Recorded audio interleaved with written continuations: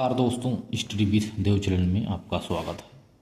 दोस्तों, हमने अमीर खुसरो को देख लिया। अमीर खुसरो के बारे में पढ़ रहे थे। इस वीडियो में देखते हैं सल्तनत कालीन स्थापत्य कला यानी सल्तनत कालीन वास्तुकला। तो सबसे पहले देखते हैं इंडो इस्लामिक शैली। इंडो इस्लामिक शैली क्या है, इसका विस्तृत वर्णन देखते हैं। तुर्कों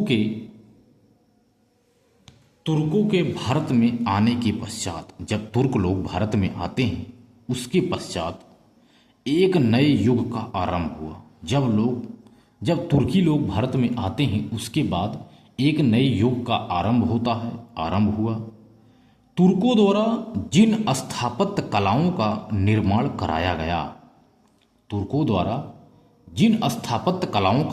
कराया गया उनमें इंडो इस्लामिक शैली का प्रयोग किया गया है। उन्होंने जो कलाओं का निर्माण किया था तो उन तुर्कों ने इंडो इस्लामिक शैली का प्रयोग किया गया। तो सबसे पहले इस शैली का प्रयोग भारत में गुलाम वंश के शासकों ने प्रारंभ किया था। इंडो इस्लामिक शैली का प्रयोग सबसे पहले गुलाम वंश के शासकों ने प्रारंभ किया था। इंडो इस्लामिक शैली ना तो पूर्ण रूपेण भारतीय थी, ना ही पूर्ण रूपेण विदेशी थी। ये इंडो इस्लामिक थी, भारतीय और इस्लामिक दोनों थी। प्रारंभिक इंडो इस्लामिक शैली का विकास गुलाम वंश के शासक कुतुबुद्दीन ऐबक, इल्तुतमिश और बलबन ने किया। सबसे पहले गुलाम वंश के शासक जो कुतुबुद्दीन थे, इल्तुतमिश थे और बलबन ने, इन्होंने ही इसका विकास किया। कुतुबुद्दीन ऐबक ने इंडो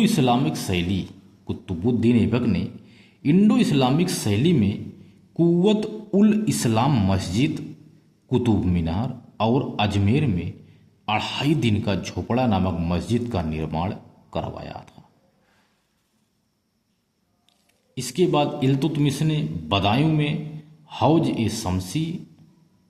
शमसी ईदगाह और बदायूं की जामा मस्जिद का निर्माण भी करवाया था इंडो इस्लामिक शैली में।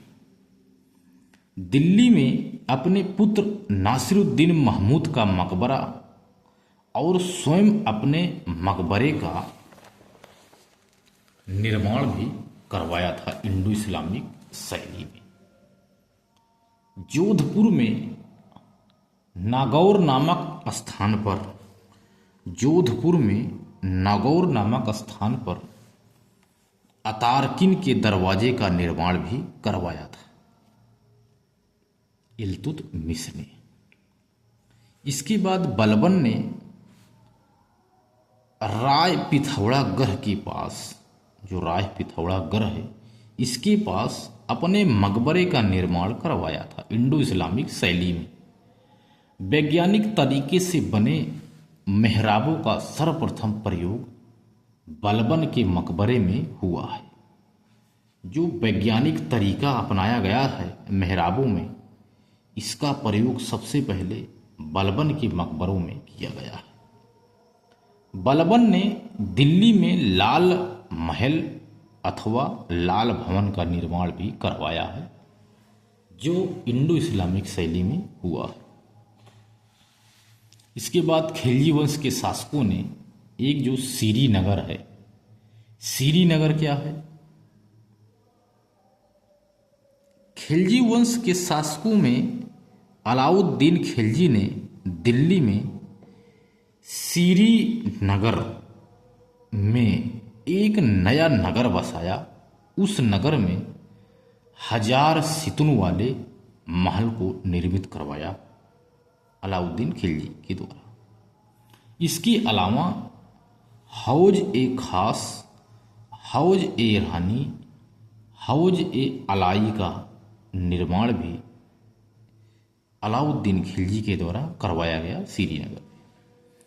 मेहरौली नगर में एक नगर था मेहरौली, उस नगर में कुव्वत उल इस्लाम मेहरौली नगर में कुव्वत उल इस्लाम मस्जिद के प्रवेश द्वार पर अलाई दरवाजे का निर्माण भी करवाया था।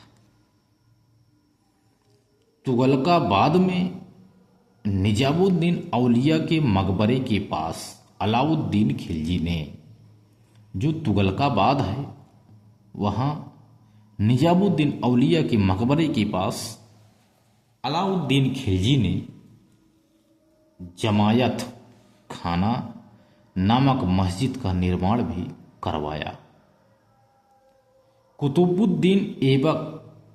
कुतुबुद्दीन मुबारक शाह खिलजी ने राजस्थान प्रांत में भरतपुर जिले में ऊखा है, जिसे कुतुबुद्दीन मुबारक शाह खिलजी ने राजस्थान प्रांत में भरतपुर जिले में ऊखा मस्जिद का निर्माण करवाया था।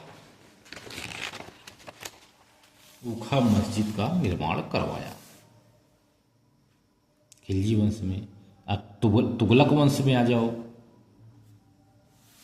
गयासुद्दीन तुगलक ने दिल्ली में तुगलकाबाद नामक नगर को बसाया। उस नगर में 56 कोट के दुर्ग का निर्माण भी करवाया।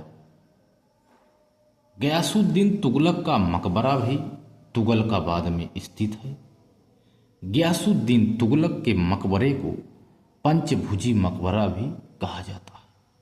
यानी दोस्तों, गयासुद्दीन तुगलक ने दिल्ली में ही तुगलकाबाद नामक नगर को बसाया। उस नगर में 56 कोट के दुर्ग का निर्माण भी करवाया। इसके बाद गयासुद्दीन तुगलक का मकबरा भी तुगलकाबाद में स्थित है। गयासुद्दीन तुगलक के मकबरे को पंचभुजी मकबरा कहा जाता है। एक है जहां पनाह नगर यानी आदिलाबाद का किला। मोहम्मद बिन तुगलक ने दिल्ली में चौथा नगर जहां पनाह नगर को बसाया। ये मोहम्मद बिन तुगलक ने ही बसाया है। दिल्ली में एक चौथा नगर है जिसे कहते हैं जहां पनाह नगर, इसी को बसाया था। जहां पनाह नगर में आदिलाबाद का किला भी निर्मित करवाया मोहम्मद बिन तुगलक ने।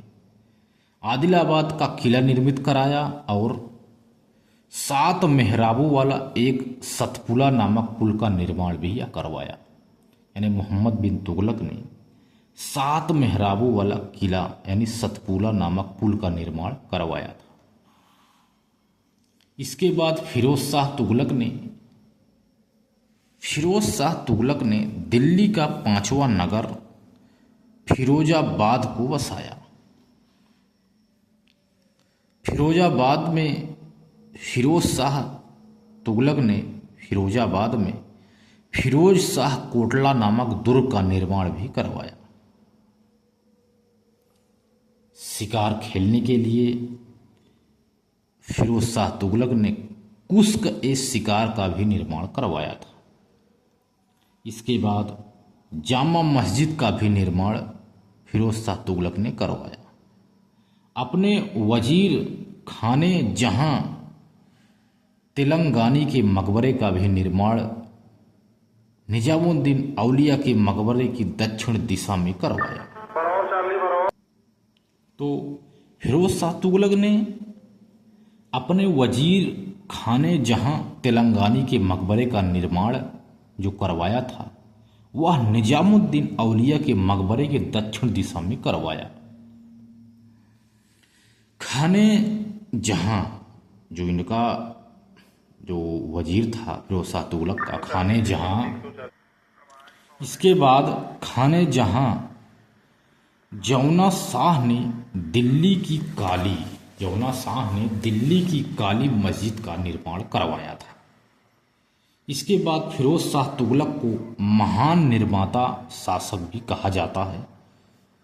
उसने पूर्व के सुल्तानों द्वारा बनवाए गए मकबरों, मस्जिदों, भवनों इत्यादि का पुनर्निर्माण भी कार्य करवाया था। इसके बाद देखते हैं दोस्तों सैयद वंश में जो खिज्र खां है, इन्होंने खिज्र खां ने खिजराबाद, मुबारक शाह ने मुबारकाबाद की स्थापना किया था। खिज्र खां ने खिजराबाद को बसाया, मुबारक शाह ने मुबारकाबाद को बसाया। सैयद वंश और लोदी वंश के शासकों के शासनकाल में स्थापित कला का विशेष विकास नहीं हुआ। सैयद वंश और लोदी वंश के शासकों के शासनकाल में स्थापित कला का विशेष विकास नहीं हुआ। सैयद वंश का प्रथम शासक खिज्र खां ने खिजराबाद नगर और मुबारक शाह ने मुबारकाबाद नगर को बसाया। मुबारक शाह का मकबरा मुबारकाबाद में स्थित है।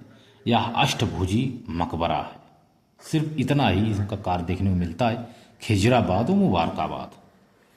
इसके बाद लोदी वंश आता, तो लोदी वंश के काल में मकबरों का निर्माण तख्त के ऊपर कराया गया था। इन्होंने मकबरों का निर्माण तख्त के ऊपर करवाया। इब्राहिम लोदी ने 1517 ईस्वी में सिकंदर लोदी के मकबरे का निर्माण करवाया। यह भी मकबरा अष्टभुजी मकबरा है। इतिहासकार एक हैं दोस्तों पारसी ब्राउन, उन्होंने कहा अफगानों को काल को मकबरों का काल कहा जाता है। अफगानों के काल को मकबरों का काल कहा जाता है दोस्तों। इसके बाद दोस्त मिलते हैं और बेहतरीन क्लास में, तब तक के लिए धन्यवाद।